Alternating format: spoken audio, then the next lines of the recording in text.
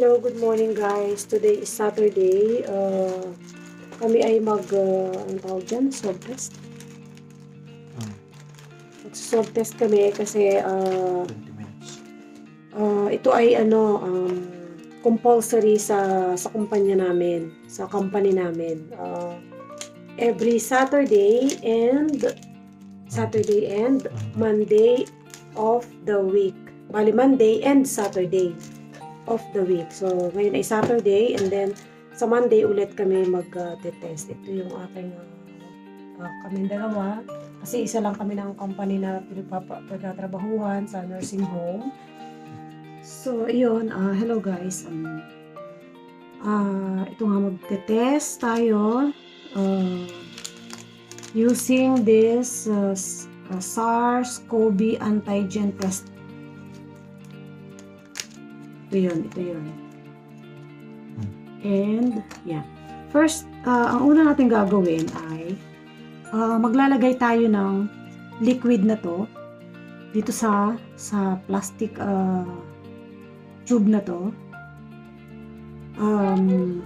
We will put 6 drops. So, this liquid, 1, 2, 3, 4, 5, 6. Okay. Close. And then, tatakluban muna natin, no? Yeah. Tataklob muna siya. And then, itong, disposable sterile swab. Ayan. Para siyang cotton bud. So, ito yung puno. And then, andun yung parang may cotton. Okay? Tanggalin natin. Be careful na huwag siyang makontaminate, no? Huwag magagalaw. And then, isuswab natin sa ating ilong. Ilalim ba? Wait, handa. Sa ilalim mo. Napabahin ako. No, don't get deep daw, di ba? Diyan lang. Napabahin ako. And then, the other one. Ilalim. Ilan mo? Deep. Oh! Okay, And then, babahin ako. And then, i-dip natin dito para malagay yung ating nakuhang sampling doon sa loob, sample doon sa loob. Nakuhang sample sa loob ng ating ilong for at least 5 to 10 seconds. 10 seconds. Yeah. 5 to 10 seconds. Okay na siguro. And then, tanggalin natin. Kailangan sa bin. Throw it in the bin. And then, ayan. Saraduhan natin. Babahin pa ako. And then dito, sa pang-test na to, dun sa letter S, yan, dyan. Tama ba? Ito. Dito natin ilalagay yung drops. How many drops? 2 drops. And then dito makikita natin yung result. Kung siya mag-purple, 1 bar. 1 bar purple, clear. Pero pag 2 bars, medyo delikado. Hindi naman delikado. So, maglalagay tayo ng 2 drops. 1, 2. And then, we will wait for 30 minutes. 30 minutes. Okay? So, ayan. Hintayin natin ng 30 minutes para sa result. Okay? Yung husband ko naman, no? Ang sunod. Kasi, yun na nga, na-explain ko kanina. Dapat pareho kaming dalawa magte-test.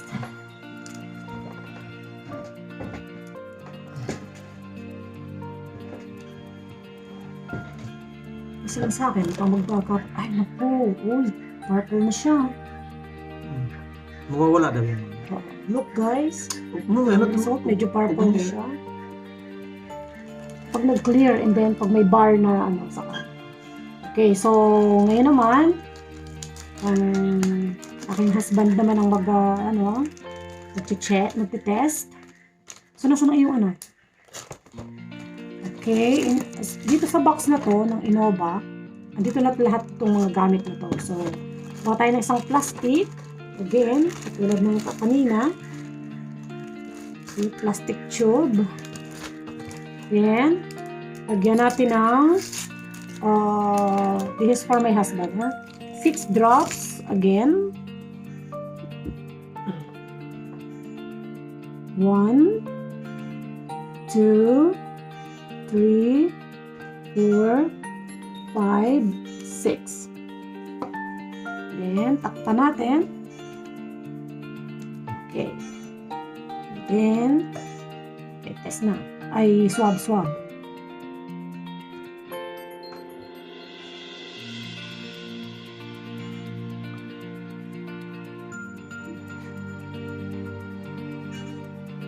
Wala, mas malalim.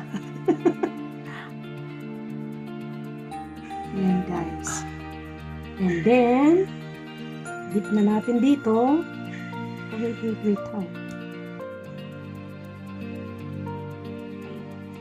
Dip. For about 5 to 10 seconds. 2, 3, 4, 5. Okay. Throw it in the bin. And then, close it again. Okay, so ito open natin para doon sa kanyang tester. May result na pa. After 30 minutes na. Yan. Clear siya, new, and hindi pa siya gamit. Talagyan natin ng 2 drops doon sa letter S. Yan. Sa S. Here. Okay. 1, 2. And then we will wait for 30 minutes again. Ayan. So ngayon, ito yung itsura niya. Clear pa siya. And then, yan, nag-start na siyang mag-purple, maging gray, para magkakaroon ng color. Ayan, ganyan. You observe. Ito yung sa kanyan. Kasi yung sa akin, kanina nagkaganito din. And then, siguro mga 15 minutes, may 15 minutes na ba? Siguro mga 10 minutes pa lang. Ayan, yun nga. Pero hindi, nag-ano pa lang siya, nagkakaroon pa lang siya ng color. Nagpa-purple color pa lang siya, pinaka-observe. And then, mamaya, magiging ganito siya. Kasi yung sa akin, ito yung sa kanya ha. Ito yung sa akin. Parang may guhit na siya. Pero, we have to wait for 30 minutes. Kasi baka mamaya, magkaroon pa yung kabila. Diba? Pag 2 bar siya, yun, medyo may problema. Pero pag 1 bar lang na ganito, okay lang siya. Okay lang siya, no? Pag 1 bar. So, we have to wait pa. Kasi parang 10 minutes pa lang ang nakakalipas eh. Ang sabi, we have to wait for 30 minutes. So, ito yung kanya. Ito yung sa husband ko, nakabago pala ang... So, yun, nag-clear na siya. And then, nag-i-start na siyang magkaroon ng bar. Doon sa may C.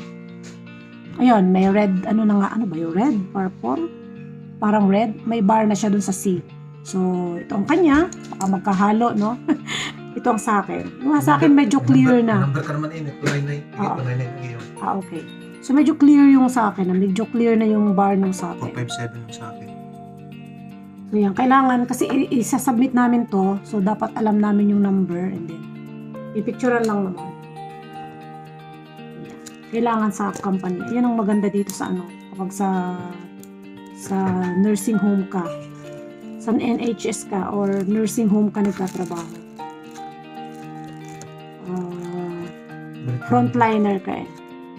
Ako naman kasi, hindi naman ako, domestic lang naman ako. And then, 2 days in a week lang naman ako. Hindi naman ako absent pa. Kaya, pero, syempre, kasama ako sa mga sa mga ganitong dapat gawin. Kasi sa Thursday, Friday, baka pumasok ako. Okay? A few moments later. So, after 30 minutes, ito na guys ang result ng aking swab test. So, walang problema. Negative, ano ba? Negative, pag ganon. Oh my God! Wow! So, walang problema kasi 1 bar lang. Ang ano dyan, kung mag 2 bars, yung sa C at saka sa T, yon medyo positive tayo doon. Pero pag ganitong 1 bar lang, walang problema, negative. Okay? So, yan ang sa akin. And then, ito din naman yung sa aking husband. Medyo nauna lang naman ako ng almost 5 minutes din yan. So, ganun din. Negative kami. Awa ng Diyos. Salamat naman. Ayan. So, yun lang guys for today. And sana ingat-ingat din tayo, no? Kahit kasi lalo na yung mga hindi naman nakakapag-test ng ganito, di ba? Hindi natin alam. So, pakiramdaman lang natin mga sarili kung nararamdaman natin yung mga symptoms na mayroong na positive na tayo, katulad nga daw ng medyo nawawala yung pangamoy at saka yung panlasa, yun daw ang mostly na nararamdaman dito sa UK.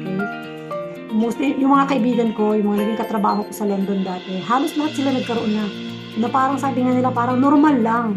Kaya lang, ang nakakatakot doon, siguro dahil nga healthy naman sila, ang nakakatakot doon pagka may komplikasyon ka or medyo mas mahina resistensya mo, pag nag-COVID ka o nag-positive ka, yun ang delikado. No? So far naman yung mga kaibigan ko doon na naging katrabaho ko, kasi mga healthy naman sila, wala, parang normal lang daw talaga, nawalan lang sila ng pangamoy, panlasa, tapos walang lagnat, wala. Hindi rin inuubo, wala. Ang pansin lang nila, ganun nga, and siguro nanghina rin sila ng konti dahil nga medyo napraning, parang medyo natakot sila, kaya ayun, hanggang sa natapos ang pag-isolate sa kanila, pag-quarantine, and then, yun, okay na sila ngayon.